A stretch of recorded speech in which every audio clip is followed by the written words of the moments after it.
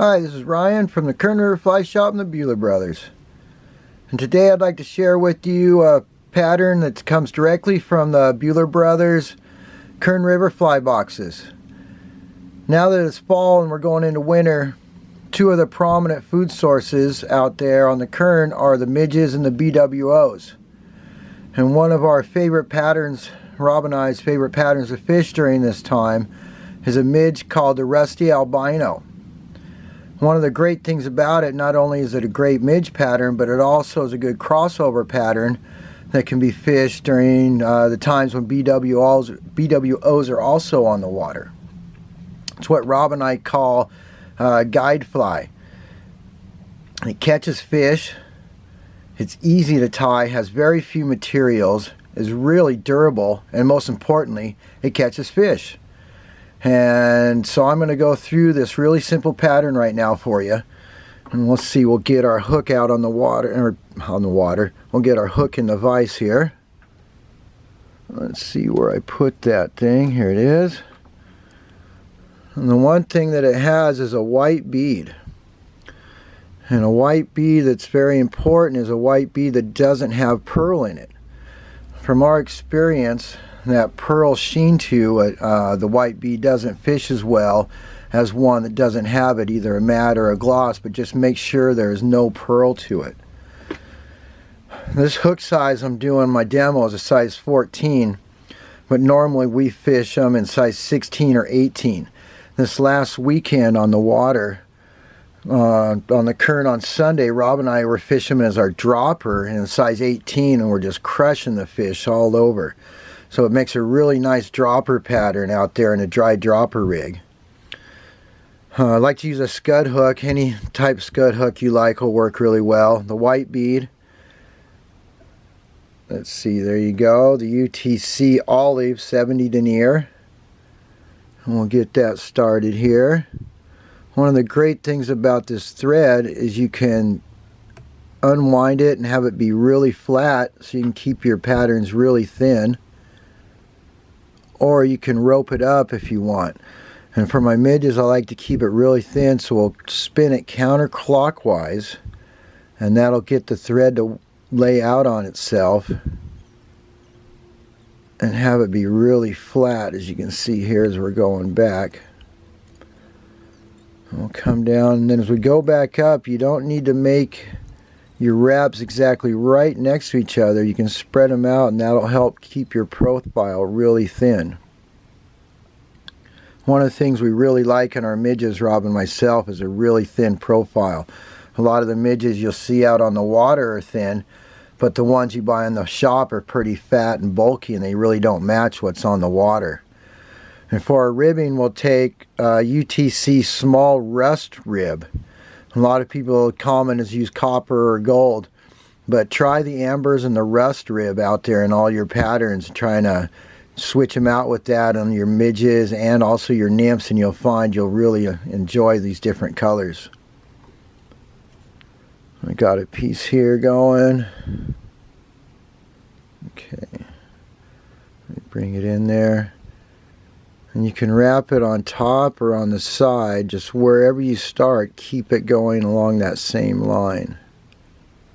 I put mine on the side. I know Rob likes to go on top. Wrap our thread all the way down.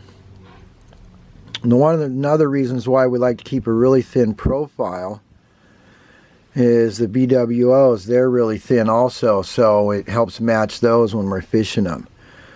And with that white bead, it's an attractor also. For some reason, it just works really well, whether it's representing a gas bubble, if it's helping them emerge, or a wing case, or whatever it is, I'm not sure, but that white bead fishes outstandingly. Whether it's on still water or moving water. And when you wrap your wire up and around, you just want to make sure you get nice, even wraps. Your spacing's real similar to the one that's right before it. when you're fishing a fly that's tied real nice and you feel confident in it, you're going to fish better because you're more confident in it. We'll tie it off here at the head. 3 wraps usually does it. Pull down tight. I'll take my wire and I'll give it a little spin to cut it off. You can use your scissors, but again, make sure you have a dedicated pair because that wire will ruin them. We'll do a few more securing wraps. We don't want too much bulk. That's about enough. We'll do a couple half hitches. Again, you can tell, super easy pattern to tie and just fishes amazingly well all over the state. Still water, freshwater. On freshwater we have midges, usually they're smaller, so downsize everything. Like I said, this past Sunday, Rob and I were fishing size 18s and getting fish all left and right, up and down a few runs we were in. You can try 16s also. Now, once we get that finished, one of the things we like to do with our midges is we'll coat them in something. I've been using this product, Sally Hansen's Hard as Nails Advanced Top Coat.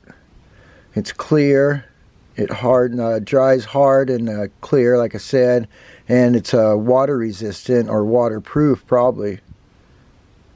We haven't had any problem with it coming off our midges at all, so it must be waterproof.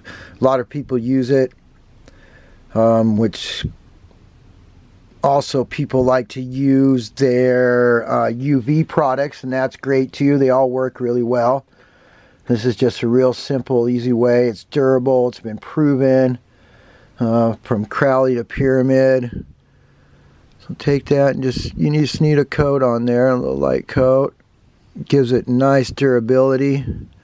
Also gives it a little sheen and depth that the real bugs also have on the water. There we go. Let that dry up overnight before you use it. Again, one of our favorite patterns straight out of the Buhler Brother boxes. It's the Rusty Albino. You won't be able to order it online anywhere, and that's one of the things we'd like to do when we're out fishing, is have variations that nobody else is fishing, and this is one of them, and that's one of the things you get when you subscribe to the Kern River Fly Fishing Report. And thanks for watching, and we'll see you next week.